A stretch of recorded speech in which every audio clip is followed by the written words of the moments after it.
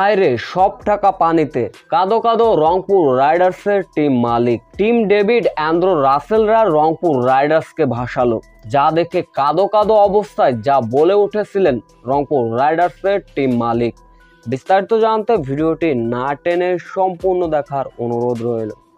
কি বলবেন, অ্যান্দ্রো রাসেল টিম ডেভিডদের মতো বাঘা বাঘা তারকা আনলো এক ম্যাচের জন্য, এতে কি রংপুর রাইডার্স টাকার পাওয়ার দেখালো না? হয়তোবা সেটা হতেই পারে, জয়ের জন্য যা খুশি তাই করতে পারে রংপুর রাইডার্স, সেটারই প্রমাণ মিলল আজকের ম্যাচে।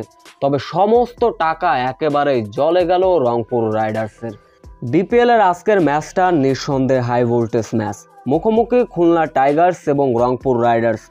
আজকের একাদশে ছিলেন বিদেশি মহামহা তারকা রংপুর রাইডার্সের ভেনিস অ্যান্দ্রো রাসেল, টিম ডেভিডদের মতো মহা তারকা।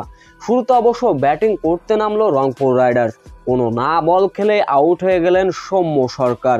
ভেনিস ফিরলেন 1 রানে, মোহাম্মদ সাইফুদ্দিন 4, মেহেদী হাসান ছিলেন মাত্র 1 রান।